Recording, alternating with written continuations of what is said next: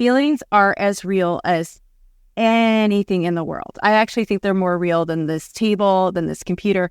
Like, feelings are so real, and they don't just evaporate into the ether.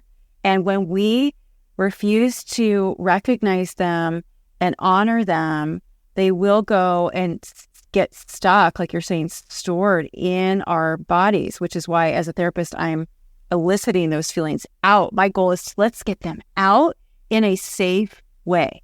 So those feelings of hatred, those feelings of rage, those feelings of betrayal will stay stuck in us. And I believe that all mental health issues are rooted in suppressed feelings, especially of anger and betrayal. We believe that you are strong by design, and you were made in God's image to have a strong body, mind, and spirit. You're listening to the #1 Strength and Health Authority podcast in the world. So let's get ready to unlock your potential and transform your life in today's episode. Hi, and welcome back to the Strong by Design podcast. I am your coach today, your host today, host, Coach Tanya, here with you. Happy to be here today. I have a very special guest. I have Bronwyn Schweigerdt. I hope I said that correctly, or at least got it close. And been really looking forward to having Brownyn on the show. I was reading your bio again this morning, and this is going to be a very interesting conversation. So quickly for our listeners, you don't consider yourself, you don't fix people's messes. Your goal is to elicit feelings that people are most ashamed to have, such as hatred and betrayal. So this is going to be really interesting because you're gonna talk with me about why it's okay to have these feelings, how you work with people and these feelings to help them actually achieve and be what they want to be. So welcome to the show, Bronwyn. Thank you, Tanya. So I'm a therapist. I'm not sure you said that. I just want to make sure that's known. I'm not just someone who elicits feelings. I'm a therapist who elicits feelings. And in contrast to a lot of therapists, that's kind of why I say that, because the reason I became a therapist was later in life. This is my second career, because I really desperately needed a therapist, and I couldn't find anyone who was good. And I was so depressed at the time. I was barely functioning, I went to multiple therapists, and I remember thinking, I can hardly function, but I'm pretty sure I'd still make a better therapist than these people. So I do elicit those feelings because they're there. I don't invoke feelings that are not there. But, humans living on planet Earth feel betrayal and anger and profound disappointment and even hatred all the time. And we have a weird relationship with feelings. Like, a lot of us think I can only feel one feeling towards someone at a time. So, for example, if I say, well, it sounds like you really resent your father, they'll say, no, I love my father. And I'll say, yeah, of course you love your father, but you can also feel resentment towards your father. If we're honest, we all feel love and resentment towards the same people all the time. If, I see a new mom who has postpartum and she'll say, I love my baby. And I say, yeah, but if we're honest, as a new mom, we all resent our babies because they are making our lives so hard. And the little D come in and uproot everything. They uproot everything, and they're like a black hole. They don't give much back. I mean, maybe there's a little giggle, around 6-7 weeks, but they're just like a black hole. Like, they don't stop and go, hey, thank you for giving up all your sleep and your body and everything for me, until they're maybe, in their 30s. They don't do that. So we can be honest, like, yeah, I resent my child. I resent my father. That doesn't mean I don't love them. So we feel feelings of resentment, betrayal, hatred, and also love. Those are not mutually exclusive experiences by any means. Yeah. I love that. I'm going to call it a fresh take on it, because I do think anybody that's either, I think most of us, if not all of us, at some point or other have dealt with depression or gone through it. When we go, life takes us through ups and takes us through downs. And I think, in my opinion anyways, it's a nice fresh perspective, because you can be it's like being given permission for somebody just acknowledging and going, yeah, you're a good mom. Like you're doing all the stuff. You're doing all the things that we're told we're supposed to do, and, giving all the appropriate responses and putting a smile on when the last thing we feel like doing is smiling, because deep down you may love these people. They may mean the world to you, but right now you just don't like them a whole lot. And that, I think, is normal for many of us, but it's hard to admit that and to say it. And then when you do fall into a pit where it feels like life is not working, feels like there's no hope, that would be an added other thing to have to deal with. Like, why do I feel these things for people that I love? I'm not supposed to feel this way about people that I love. And God forbid I say that I feel this way about people that I love, right? Yeah. So there's this real pressure to not be authentic humans. And humans are messy. We feel all kinds of feelings at one time. And why do we feel the need to judge our feelings? Because feelings aren't actions. They're not actions. They're actually involuntary. We cannot control what we feel. If I feel disgust or hatred, that's just a feeling. And in fact, I believe feelings are God-given. And my feeling of, disgust is actually telling me something. It's actually telling me hey, don't trust this person. They're actually, this feeling is here for a reason to tell me, don't go with that guy because there's something creepy about him, whatever. Why should I ignore that? Why should I judge? Oh, I shouldn't feel disgust, right? That's not a nice feeling. Let's not judge our feelings. Let's see them as good. They're there to tell us something, to give us information that is really critical. And a lot of us grew up, don't be angry, be a good girl. It's no, anger is like a dash. It's like a light on the dashboard of your car saying, hey, check under the hood. There's something wrong. Something needs repair. Something needs attention. So we cannot ignore our feelings, and we need to stop judging our feelings, because feelings are not actions. Actions we are responsible for. We are absolutely accountable for. Feelings are involuntary, and there's no good feeling or bad feeling. There's no right feeling or wrong feeling. We don't need to judge them. We can just say, okay, because the more honest I am about my feelings, the more I'm able to say as a new mom, I love my daughter, but I really resent the hell out of her sometimes. The more I'm able to be honest, those feelings now are going to be less likely to stay inside my body and actually change my behavior in ways I don't want them to. So by being able to express them and give them language and not feel ashamed about my feelings, now I'm free to actually love her more with my behavior. So it's counterintuitive. If I don't feel entitled to say, hey, I resent my newborn, that resentment is still there, but now it's going to work its way behind the scenes and be more likely to be expressed by my actions. Yeah, I love that. And I'd like you to talk even a little bit more about that, because there's a lot of things about what you just said that I love. I love how, I wrote it down. I was writing notes here. Yeah, it's not a nice feeling. And I that was something that, I'm not always, but probably when I hit my 30s, started wondering, why does anger have to be necessarily negative? Sometimes feeling anger, like you said, it's a huge warning sign. It's a flag. I'm feeling angry, or I'm being introduced to this person and kind of forced to have a conversation or be engaged in some way. And everything in my body's going, absolutely not. But now I'm being rude, and whether it's necessarily negative or positive, like said it is, we attach a feeling to that feeling. So all of a sudden I'm feeling something doesn't feel right. I want to get out of this situation, but I don't want to be rude, because all of that stuff is negative, as opposed to, there's a very good reason probably why every system in my body's going, stop. And we've become, I think we're getting better at it, but I think a lot of us, especially in our age group and how we grew up, because, things like children should be seen and not heard, and always respect, all the rules, social rules you're supposed to follow. But I'd like to see where it becomes a little more freeing, where what we are teaching, we teach kids about stranger danger all the time.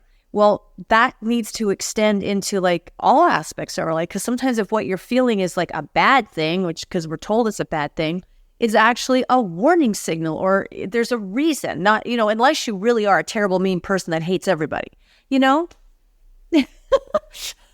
Yes. So knowing that feelings aren't there, we say feelings are negative. I don't even like that. I'm just like, let's just be judgment free about feelings. Let's see feelings as, intuition, our body telling us, hey, pay attention. There's something here.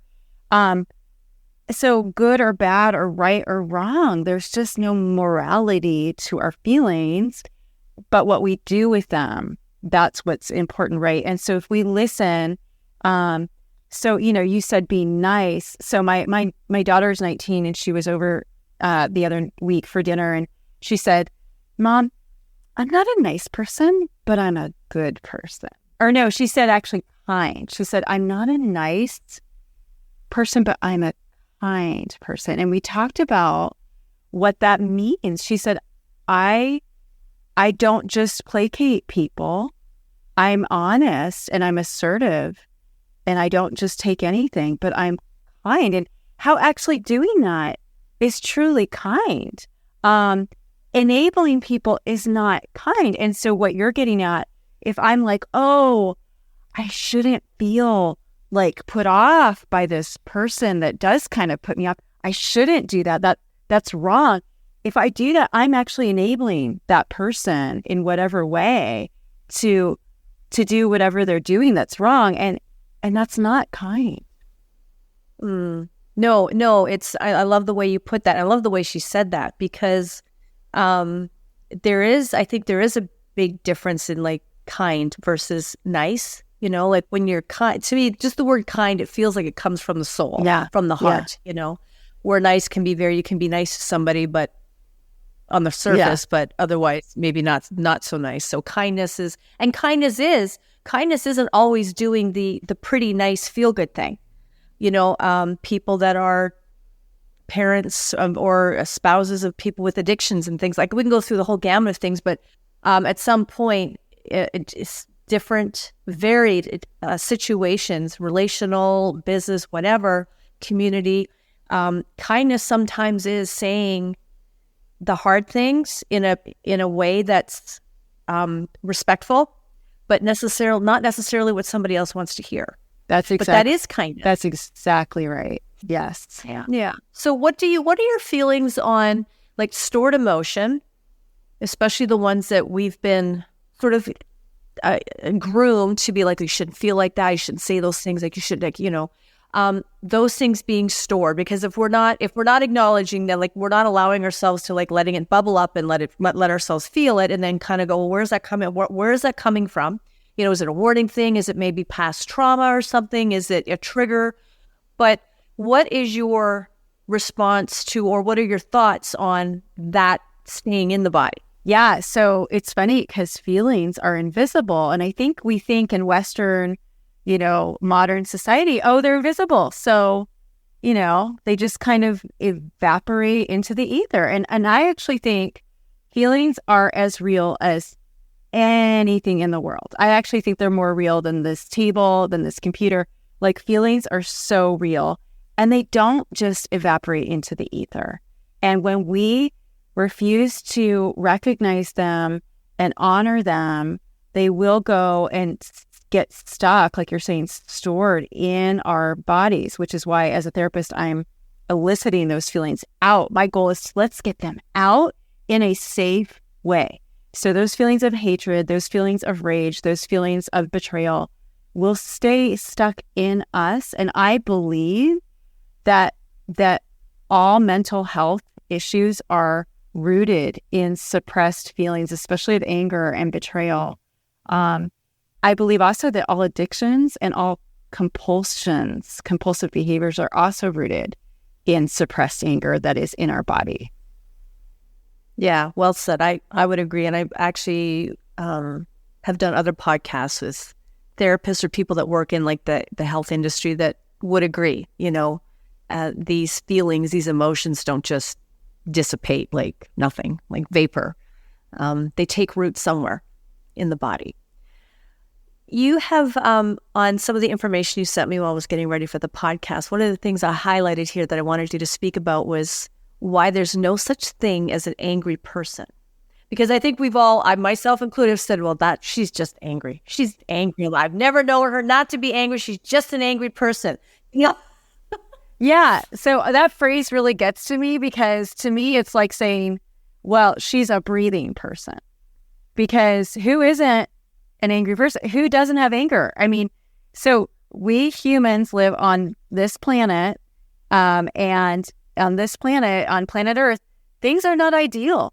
And whenever the real and the ideal are, there's a deviation between what we ideally want and feel maybe entitled to, or ideally long for, whatever, there's a deviation away from the ideal to our reality, we're going to feel angry, or we're going to feel disappointed, or we're going to feel frustrated or hurt or resentful or betrayed. That's just how humans are. And that's most of the time, if we're honest. So the woman that you're referring to who seems always angry, I would say, well, she's someone who really wears her anger out on her sleeve. And my suspicion, if she's someone who is always acting angry, is that her anger is actually it's something very different, but it's just always being expressed, not at the root, but it's kind of symptomatic of suppressed anger at something else. But, we all have anger. So I don't like that he's an angry person. I don't want people to perceive me as an angry person. Well, everyone's an angry person. We all have anger. And the ones who are the nicest, those scare me the most. Those people who are outwardly so nice. I'm like, oh, what are they like when they drive on the freeway? What kind of horror movies do they watch? Like, I really wonder where their pathology comes out, where their anger comes out, and what they're doing behind the scenes. The ones who are pretending to be so nice and so not angry. Right. Okay, cool. You also have here another topic is why anger management, ultimately why it doesn't work. Because anger management, I mean, it's so prevalent in terms of, if something happens and you have to go to court, you might be told you got to do 3 weeks of anger management. It's if you're involved in a divorce with children, it could be said that you have to do this. So, it's anger management as an industry is a big industry that comes in to help companies and families and communities. So, in your opinion, though, it doesn't work. Why is that? It doesn't. It's just like, modern medicine. It's just treating the symptoms, managing the symptoms. And if you're not getting to the root, it's not going to ultimately work. So, so I would say, what's the root? And that's why I'm the evocative therapist, because I'm like, let's get to the root of the anger and let's finally express it. And I think you're saying a lot of therapists you've talked to would agree with me that there's this root anger that's suppressed or stored in our body. I think I haven't, though, found a therapist who would necessarily agree with me on how we undo it, how we unroot it. I think a lot of therapists are like, yeah, it's there. But I haven't really seen anyone that I've, find a solution to how to permanently unroot it. And my solution that I've arrived at is just expressing it with someone who hears you, who can get angry with and for you.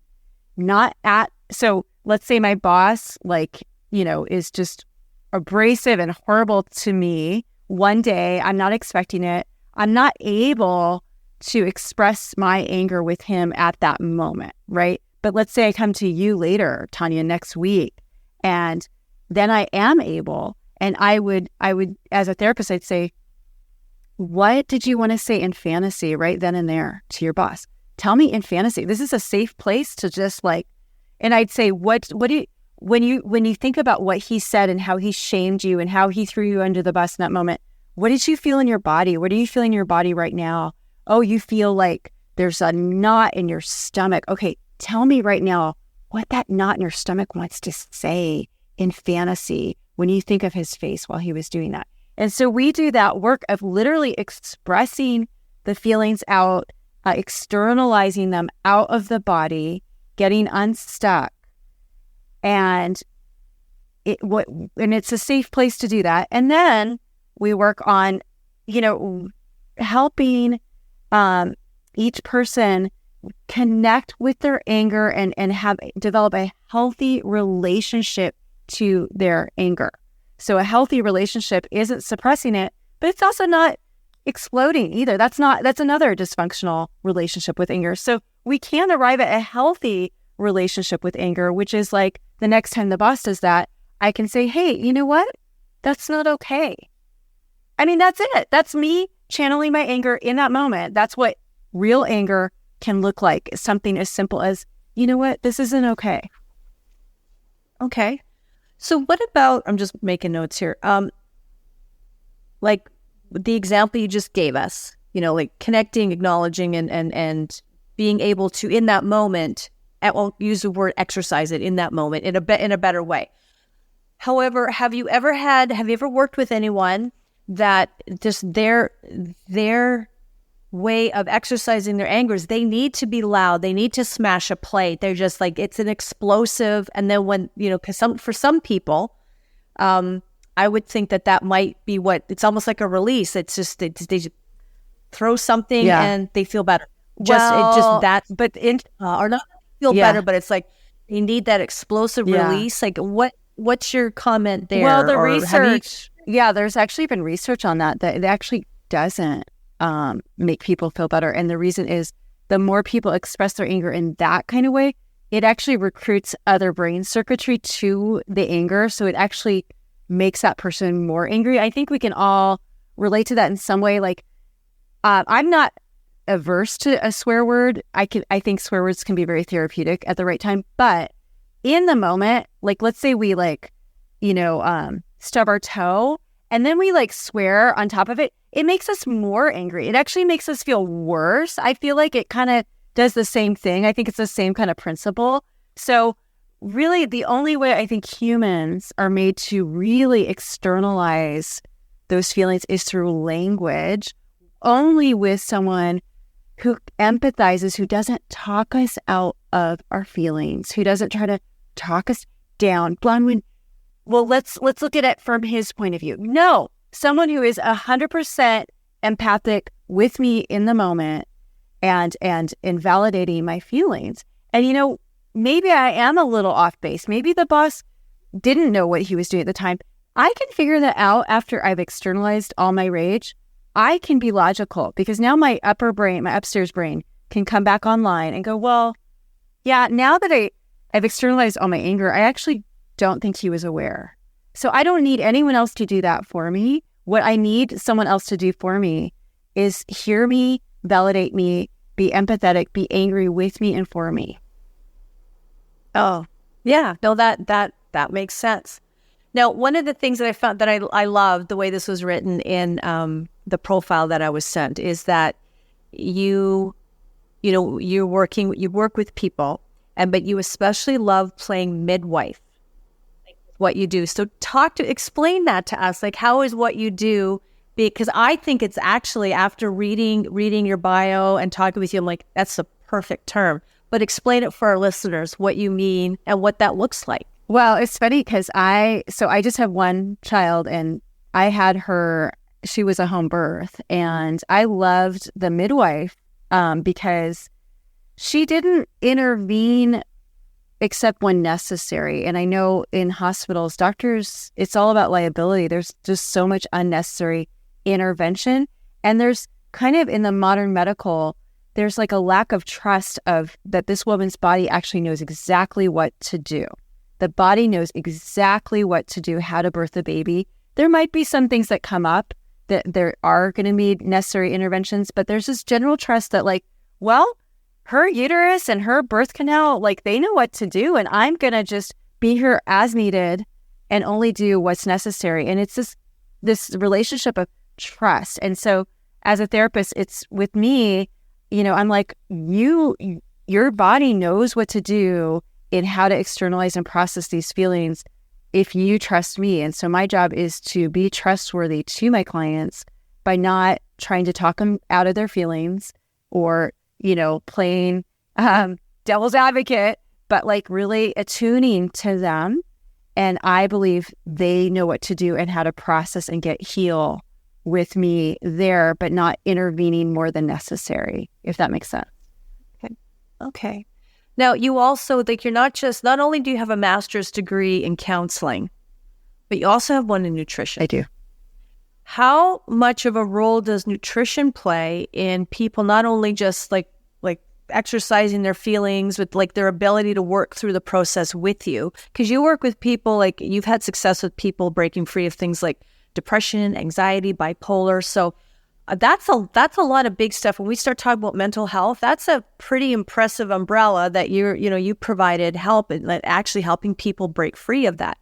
So along with being the midwife for the mental health aspect, how important a role is nutrition in all of this? I'm not sure how important it is. I think I used to believe it was much more important. What my relationship to the nutrition piece now is, I have found and I have personally experienced this. So like I said, I became a therapist because I was so depressed.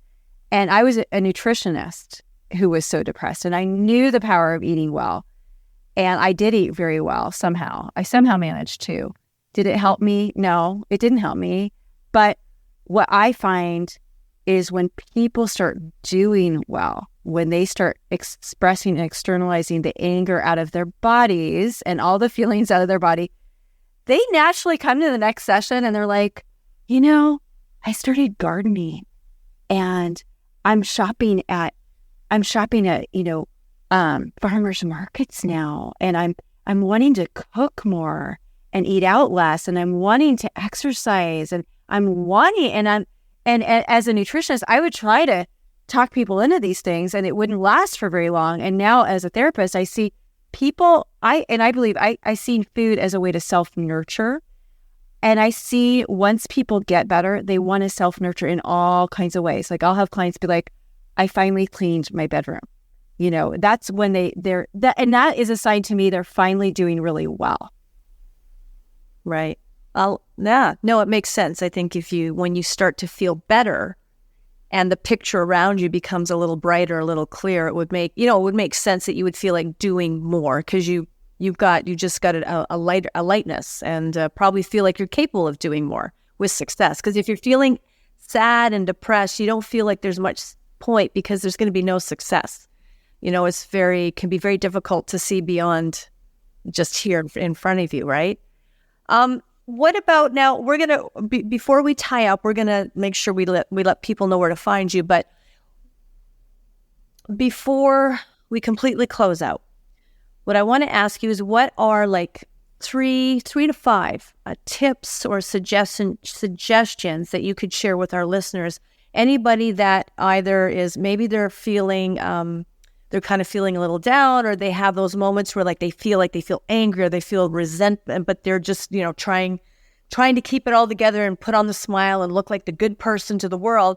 What would be your suggestion to people like right now, starting today? What are some things they can do to help them just, I don't want to necessarily use the word unpack, because then I'm implying that everybody's got, we all have baggage. I can't say that. But what are some tools and tips for it just right now, today, driving home, making dinner, picking up the kids, Yeah. So that's a great question. My first would be, your anger is valid. It is not bad. Please don't pathologize it. It's valid. It's there for a reason. It's a barometer telling you something's wrong. So whether you choose to be assertive or have a boundary with this person right now, that's up to you. But before you even get to that piece, just know it's there for a reason. It is valid. It's not pathological, and it's a barometer that something's wrong. So just know, even if someone just made me mad, I don't necessarily have to express it, but I can say, ooh, I'm mad, and that's okay. That's an okay feeling to have, because that wasn't okay that they said that. So that's where I'd start. Good one. Okay. And then, so just to build on that, because I think that's a good place to start. Just recognizing it, becoming aware. And when you get sort of, that becomes more familiar, And it feels more natural to be like, oh, I'm feeling it again. I'm sitting in this rush hour traffic again, and I am really angry right now because I really don't like this commute.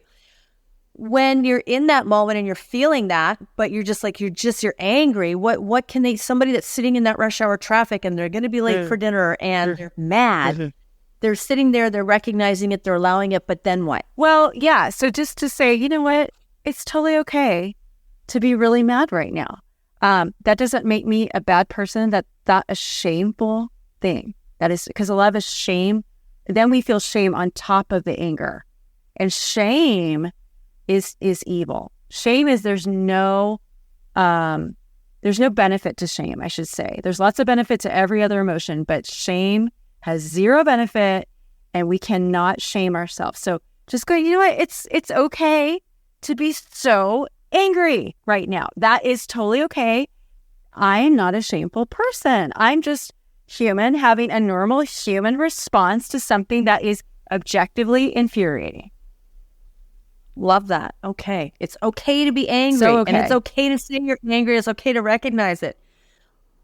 What about, I got one more question for you. What about how do we go about if we feel, especially, I mean, not that we can't do it with teenage and older kids, but starting little, because I think that's kind of the biggest impact.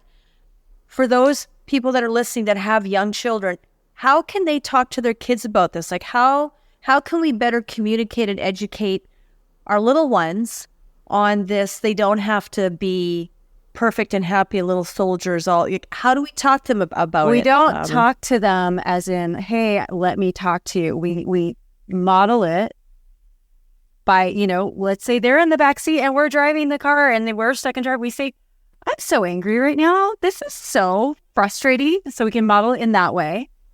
We can model it with them and say, hey, Johnny, it's totally okay that you're mad right now. Of course you're mad. Your sister just bonked you on the head. But it's not okay to bonk her back. So we can validate his feelings and say, I don't blame you for being really angry. I don't blame you, Emily, for being really angry that the play date is over. Of course you're angry because you've hardly seen your friends since school started. So we validate their feelings, which teaches them not only that their anger is not pathological, but it teaches them they're not shameful, and it teaches them that they matter to you, because now they're like, my feelings matter. I matter. That's how kids feel like they matter. And when kids feel like they matter, ooh, that is powerful. Game changer. That's a game changer with your kids. It really is. It really is. And they're actually usually a lot more willing to listen to you, even when they don't want to. Why would they listen if they don't matter to you? Yeah. Right. Exactly. Right. Okay, Bronwyn, how, we're going to include this. So those of you that are listening, this will be in the show notes. But right now, for those that may be at home sitting at their desk listening and have, a pen by them, where can people find you? So my podcast, I talk about all of this ad nauseum. It's called Angry at the Right Things. And you can find it wherever you subscribe to your podcast. Great. That's awesome. Bronwyn, thank you so much for taking time out of your busy schedule to jump on here and have a conversation with me. I think this is great. I'd love to have you back and talk more about all of this, particularly with, really raising our kids. I think that's an amazing thing. So thank you again. This was really wonderful. And you have an amazing day. Thank you to those of you that are listening to us right now. So nice to have you join us for this conversation. Remember to give us a 5-star review, tell a friend, and share the podcast, because we're all angry people. We just need to know how to unpack it. How about we're all human? We're all human. We are all human, and there's no need to shame anybody, especially ourselves. So thank you again. This is Coach Tanya. Take care, everybody, and we'll talk soon. Thank you so much for listening to the Strong by Design podcast. If you found value in today's episode, please subscribe so that more people can find out about our show. Plus, you don't want to miss any future episodes with the amazing guests and topics we have lined up for you.